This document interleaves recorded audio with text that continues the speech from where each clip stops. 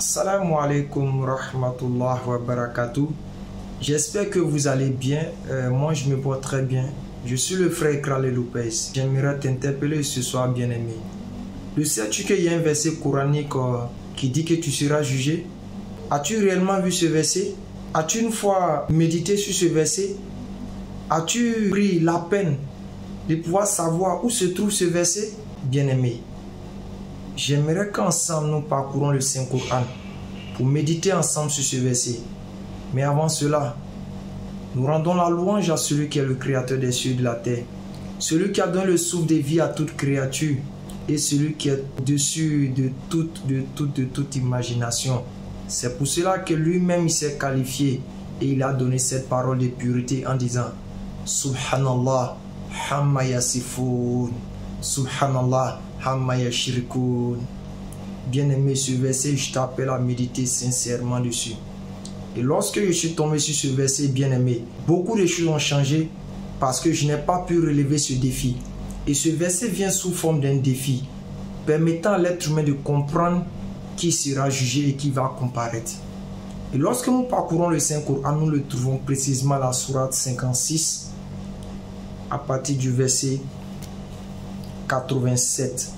Sourate Waqiya, sourate 56, le verset 87. Mais nous remontons au verset 86 à 87 pour que tu puisses mieux comprendre.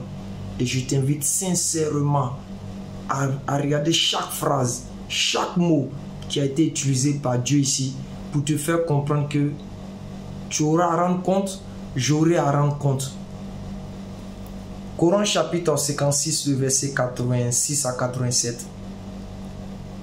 Si vous n'êtes pas soumis à notre direction, pourquoi vous ne faites-vous pas revenir l'âme au corps d'un mort si vous êtes véridique?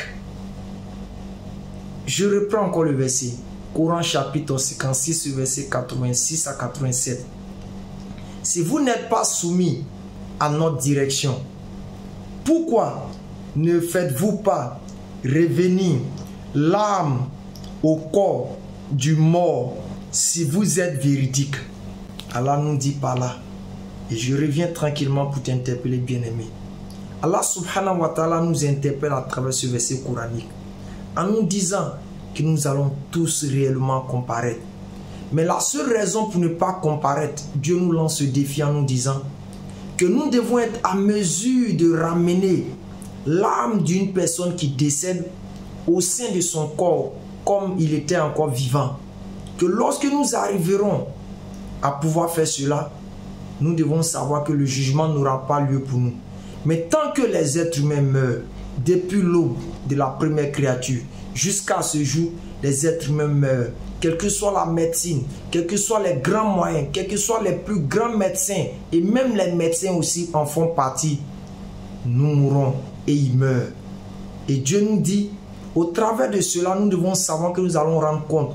Parce que si nous n'allons pas rendre compte, nous devons ramener les âmes de toutes ces personnes qui sont décédées dans leur corps. Mais nous allons le faire comment? Parce que c'est un mystère qui relève de celui qui connaît la science de l'infini et du fini, de celui qui connaît la science de l'invisible et du visible, celui qui connaît la science de l'absolu et de l'éphémère. Bien-aimés frères, nous sommes de passage sur cette terre. Nous sommes des habitants dans un restaurant, consommant la quantité de nourriture qu'il nous faut et nous laissons ce restaurant bientôt. Quelle que soit la fortune que vous avez, quels que soient les moyens que vous avez, lorsque vous êtes dans un restaurant, vous finissez toujours par laisser le restaurant. C'est ainsi que la vie d'ici-bas est. Quelle que soit la fortune que nous avons, quelle que soit la santé que nous avons, quels que soient les moyens que nous avons à notre disposition, nous abandonnons ce restaurant qui est la vie d'ici-bas. Ce restaurant qui est composé de plusieurs délices et plusieurs nourritures. La femme, la richesse, les biens qui nous entourent et les enfants. Bien-aimé, je t'invite encore à reméditer sur ce verset.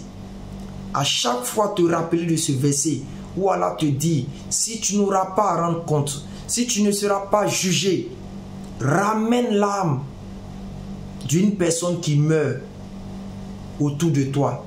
Ramène l'âme de tous ceux qui sont décédés auparavant dans leur corps. Mais nous savons que cela est impossible à l'être humain. Toutes ces âmes sont parties et nous n'avons pu rien faire. Nous avons simplement eu les larmes pour pleurer. Et nous avons souvent cette parole de dire que Dieu l'accueille dans son paradis.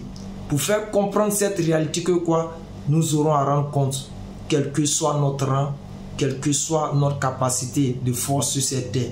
Donc je t'invite à faire preuve d'humilité, à marcher humblement sur terre, à poser des actions qui plaisent à ton Seigneur.